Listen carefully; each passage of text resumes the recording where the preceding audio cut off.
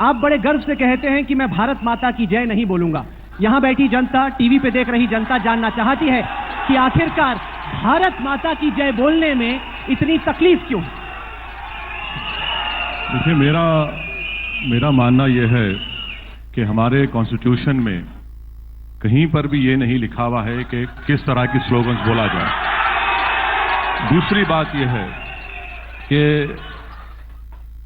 अगर आप सावरकर की हिंदुत्व पढ़ेंगे तो सावरकर के हिंदुत्व में होली लैंड और फादरलैंड का जिक्र है, जिसमें सावरकर ये कहते हैं कि मुसलमान और क्रिश्चियन इस मुल्क को होली लैंड नहीं मानते, और सावरकर ये भी कहते हैं कि इस मुल्क की पूजा करना चाहिए, इबादत करना चाहिए, जो मुसलमान और क्रिश्चियन नहीं करेंगे।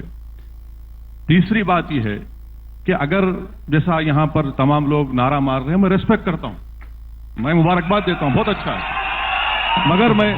मगर यहां पर यह भी कहूंगा कि यह मेरा फैसला है, आप या कोई मुझे मजबूर नहीं कर सकता। मिसाल के तौर पर 16 मार्च 2016 को आरएसएस के जनरल सेक्रेटरी दत्तात्रेय होसबले ने कहा कि अगर जो कोई भी ये नारा नहीं मारेगा वो एंटी नेशनल है। ये किसने अख्तियार दिया उनको? ये समझने की जरूरत है। तो आप जय हिंद, मैं जय हिंद बोलने में अपने आप को फख्र महसूस करता हूं। तो हो क्या रहा है कि हिंदुस्तान में एक हिंदू नेशनलिज्म को इंपोज करने की कोशिश की जा रही है। मैं ये कह रहा हूं कि इंडियन नेशनलिज्म को मैं फॉलो करूंगा। हिंदू नेशनलिज्म ये बोलता है कि सिर्फ एक ही मजहब रहेगा, एक ही कल्चर रहेगा, मिलिटेंट होगा, एग्रेसिव होगा, सेंट्रलाइज्ड लीडरशिप होगी।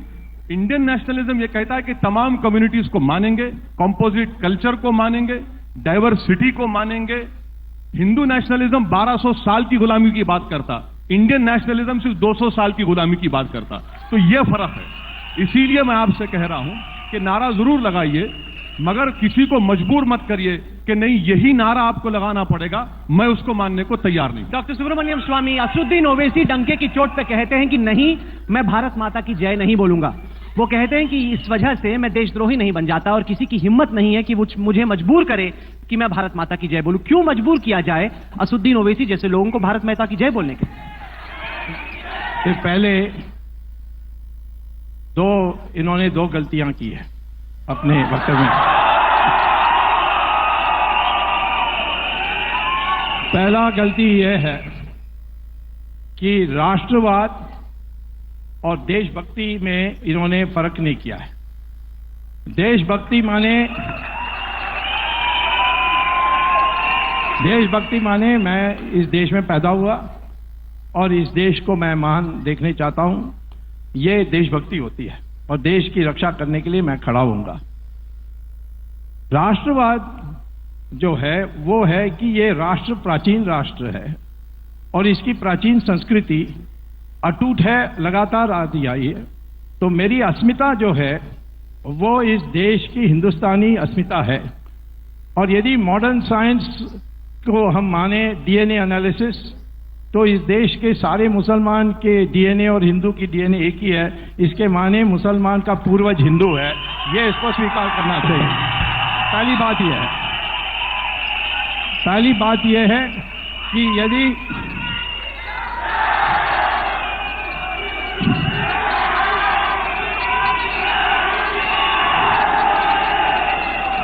पहली बात है कि यदि आप इस देश के मुसलमान ये स्वीकार करने के लिए तैयार नहीं है कि मेरा पूर्वज हिंदू है, तो वो देशभक्त हो सकता है परंतु वो राष्ट्र विरोधी है, ऐसा मैं मानूंगा।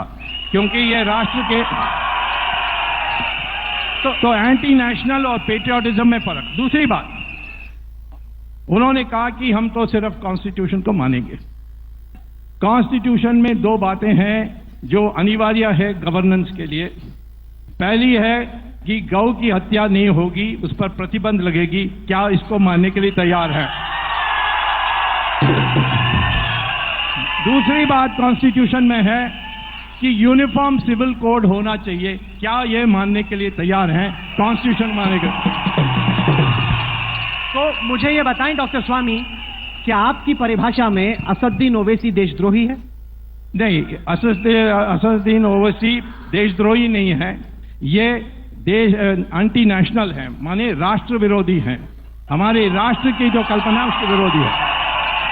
असदुद्दीन ओवैसी, आपको देशद्रोही का सर्टिफिकेट तो नहीं मिला स्वामी से, लेकिन आपको राष्ट्र विरोधी का सर्टिफिकेट स्वामी ने जरूर दे दिया। मैं ये चाहूंगा कि स्वामी साहब यही बात लिख के दे दे मेरे को कि मैं एंटी नेशनल हूं, मैं घर में लगा कर रखूंगा।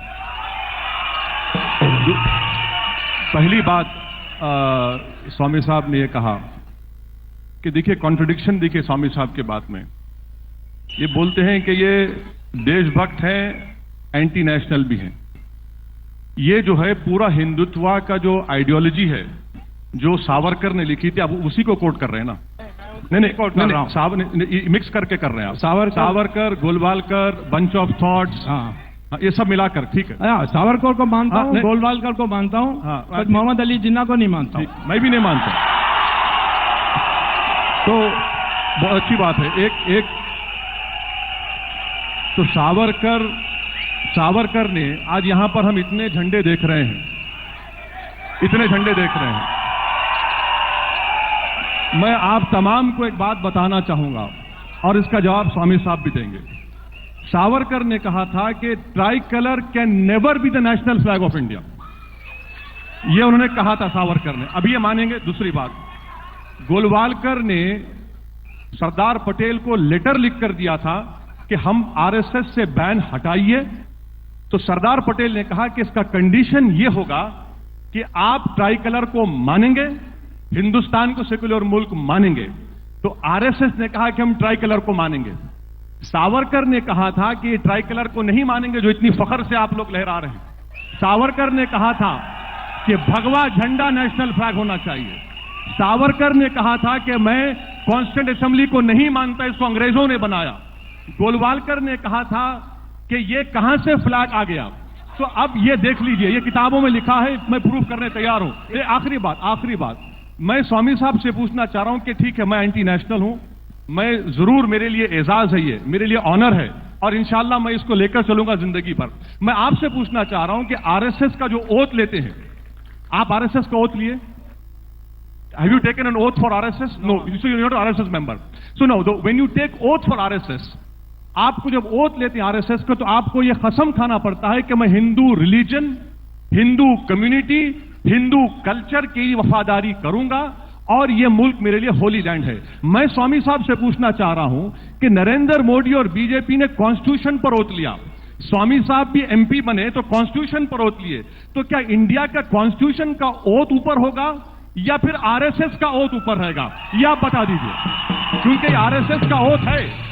आरएसएस के अपने ओथ में ये कहते हैं, इनको ये कसम लेना पड़ता है, Hindu religion, Hindu culture, Hindu community and Holi land. देखिए, आप कॉन्स्टिट्यूशन में आपने खुद ओथ लिया और उसी कॉन्स्टिट्यूशन में यूनिफॉर्म सिविल कोड और गौ हत्या की बात है। स्वामी साहब, मैं जवाब दे दूं प्लीज, इजाजत दीजिए। यूनिफॉर्म सिविल कोड के बारे में ये आप लोगों ने नोटिस किया होगा कि हमारे दोनों गेस्ट एक दूसरे से सवाल पूछना चाहते हैं, जवाब कोई नहीं देना चाहता। राहुल कंवल, सुनिए, आप हम दोनों का एक इंटेलेक्चुअल डिबेट चल रहा है, बीच में मदाखलत मत करिए, रुकी रहिए आप। तो जहां तक यूनिफॉर्म सिविल कोड की बात है स्वामी साहब, यूनिफॉर्म सिविल कोड, मैं आपसे रिक्वेस्ट कर रहा हूं, आप तो हर पॉलिटिशियन आपसे डरता है रात में सोने से पहले, कल क्या केस डाल देंगे आप। तो मैं आपसे, इनकी पार्टी में भी डरते हैं। हाँ, इनकी पार्टी में डरते हैं। मैं आपसे पूछ रहा हूं कि Hindu undivided family tax rebate, क्या ये राइट टू इक्वालिटी के खिलाफ नहीं है? हिंदू अनडिवाइडेड फैमिली सिर्फ हिंदू सिख्स के लिए क्यों, आप मुस्लिम्स को क्यों नहीं देते? दूसरी बात स्वामी साहब, कॉन्स्टिट्यूशन में हमने नागालैंड को और मिजोरम को स्पेशल प्रोविजन दिया उनके कल्चर को बचाने के लिए, क्या हम उसको बर्खास्त करेंगे? नागालैंड का framework of agreement Rahul Kanwal के हाथ को नहीं लगने देते ये गवर्नमेंट। तीसरी बात यह है कि आप सुन लीजिए, आप गोवा की मिसाल देंगे मेरे को। मिस्टर स्वामी, गोवा में प्रोविजन है कि कोई कैथोलिक के लिए भी प्रोविजन है, आपको मालूम होना चाहिए, रजिस्टर भी कर सकते। ये तीन चीज, हिंदुस्तान एक डाइवर्स मुल्क है, यहां पर हम रिलीजन्स को सेलिब्रेट करते हैं, हम कोई रिलीजन को नहीं मानते, इतने कल्चर्स हैं, ये हमारी मजबूती है। एक चीज मुझे बताइए असदुद्दीन ओवैसी साहब, देश बदल रहा है, वक्त बदल रहा है, आपने कुछ धर्म से जुड़ी बातों का सवाल किया, मैं आपसे सवाल करता हूं ट्रिपल तलाक को लेकर। क्यों एक मुसलमान पुरुष तलाक तलाक तलाक करके अपनी पत्नी को तलाक दे सकता है? क्या आपको नहीं लगता कि आज वक्त आ गया है कि एक ऐसा हिंदुस्तान हो जहां पे आप तलाक तलाक तलाक कहते हुए या एसएमएस या व्हाट्सएप के जरिए अपनी बीवी को आप तलाक नहीं दे सकते? क्यों नहीं आप आवाज उठाते ट्रिपल तलाक के खिलाफ? एक बात आपको समझने की बहुत बड़ी जरूरत है कि मुसलमानों में जो लोग 4 स्कूल ऑफ थॉट्स को फॉलो करते, मुसलमानों में शिया है जो जाफरी स्कूल ऑफ थॉट को फॉलो करते। सुनिए, मुसलमानों में अहले हदीस हैं, उनका एक अलग सिस्टम है। आप एक पढ़े लिखे यंग मुसलमान हैं। सुनिए मैं तो आपसे सही। सीधा सवाल पूछ रहा हूं ओवैसी साहब, क्या आप ट्रिपल तलाक में विश्वास करते हैं, हाँ या नहीं? हाँ या नहीं सर? राहुल साहब, आपको पैटर्नाइज करने की जरूरत नहीं है। मैं पढ़ा लिखा जरूर हूं, इसलिए आपको डिटेल में समझा रहा हूं। ये 4 स्कूल ऑफ थॉट्स हैं। अब ये मामला सुप्रीम कोर्ट में गया है, सुप्रीम कोर्ट को डिसाइड करने दीजिए। सुप्रीम कोर्ट का जो फैसला आएगा वो मेरे लिए भी मंजूर है, आपके लिए मंजूर है। असदुद्दीन ओवैसी साहब, सुप्रीम कोर्ट, देशभक्ति क्या है, देशद्रोह क्या है, नेशनलिज्म क्या है, एंटी नेशनलिज्म क्या है, इस सब पर आपकी राय है। लंदन में आप बैरिस्टर बन के आए हैं, हर मुद्दे पे आपकी राय है। ट्रिपल तलाक का मैं सवाल पूछता हूं, आपकी जुबान क्यों बंद हो जाती है? नहीं, मैं जवाब दीजिए। बिल्कुल नहीं। मैं आपको बता रहा हूं कि ये मसला सुप्रीम कोर्ट में है।